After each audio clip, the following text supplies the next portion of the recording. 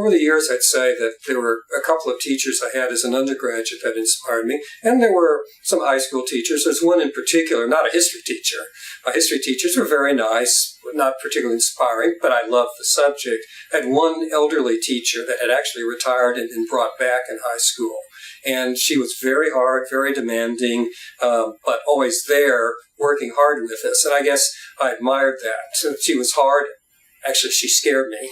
The only teacher I ever was afraid of. So I worked harder. And I've benefited from those English classes with her through today, in fact. Now, in college, I had two different teachers. One was a young man who was of a European refugee family, I'm sure, been educated in Canada through Yale, very different than anybody you had run into in South Texas before, and pretty lively in the classroom, teaching Western Civ.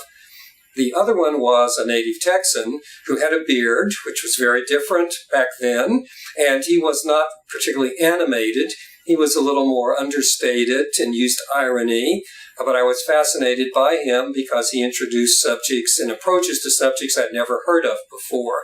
And I became more fascinated with the American past than ever before, since he opened up new chapters by suggesting things that were outside the rather narrow orthodoxy that I had been part of for the first 12 years of formal education. One example of something, just merely in terms of the discussion, things were pretty much traditional lectures with some class discussion with a class of 40 people.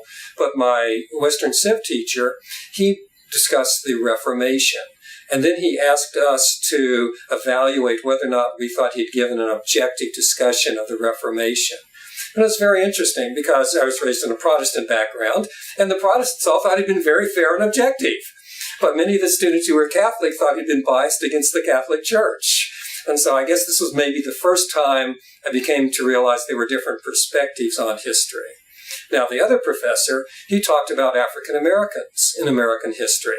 And I had grown up in an area where the black population was maybe 1 or 2% of the population, if that high.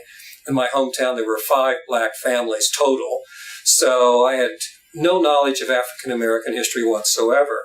Now, this particular teacher of American history, he introduced African American history some, and I was just astounded because I knew nothing about this. And so that opened up for me an interest in African American history that I still maintain because I realized there were so many aspects of American history I didn't know anything about, let alone the broader world history as well.